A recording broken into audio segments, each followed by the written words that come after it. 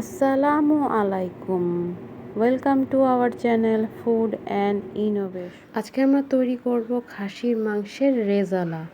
Yummy একটা recipe. চলেন আমরা খাসির রেজালা তৈরি করি। ফার্স্টে আমরা এখানে খাসির মাংস নিয়েছি। এখানে আমরা সিনার মাংসটা নিয়েছি। আর এদিকে এখন একটা হাঁড়ির মধ্যে দিয়েছি গরম মশলা, সাথে দিচ্ছি 1 কাপ পরিমাণ পেঁয়াজ কুচি, দিয়ে দিচ্ছি 2 টেবিল চামচ পরিমাণ আদা বাটা, আর দিচ্ছি 1.5 টেবিল চামচ পরিমাণ রসুন বাটা, দিয়ে দিচ্ছি পরিমাণ মতন লবণ, দিয়ে দিচ্ছি 1/2 কাপ পরিমাণ সয়াবিন তেল। এখন আমরা মাংসগুলো দিয়ে দিচ্ছি।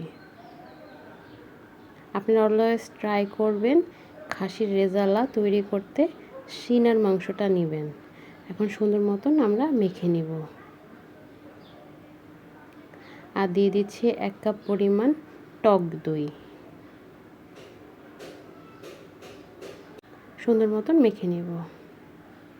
আর দিয়ে দিচ্ছি পরিমাণ মতন পানি। এখন চুলায় বসায় দিব। আর দিচ্ছি 2টা তেজপাতা, একটু নেড়ে দিব।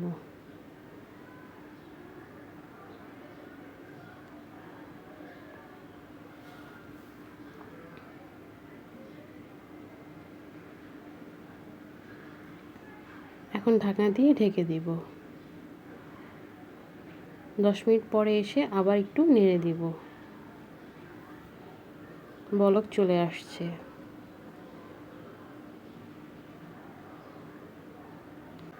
চুলার আঁচটা মিডিয়ামে দিয়ে রান্না করব।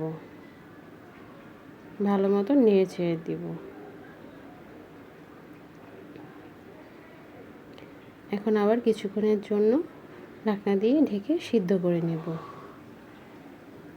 আবার 10 মিনিট পরে এসে আবার একটু নেড়ে দিব।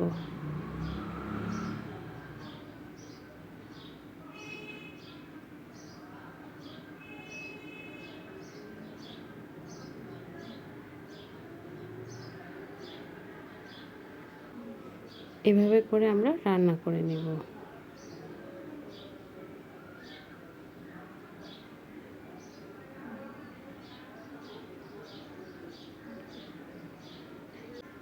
এই পর্যায়ে আমরা বেশ কয়েকটা কাঁচামরিচ দিয়ে নেব। কাঁচামরিচের ঝালটাই হবে, আর কাঁচামরিচের একটা সুন্দর ফ্লেভারও বের হবে। সুন্দর মতো নেড়ে চেড়ে নিব।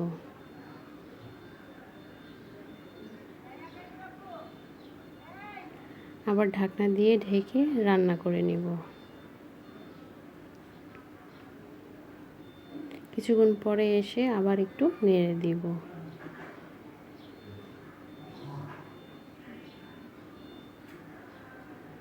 আমাদের খাসির মাংসটা সিদ্ধ হয়ে গেছে। এখন আমরা আবার কিছুক্ষণের জন্য ঢাকনা দিয়ে ঢেকে, এখন পুরোটাই পানিটা শুকিয়ে গেছে। সুন্দর মতন মাখা মাখা করে নিব। সুন্দর মতন নেড়ে চেড়ে নিব।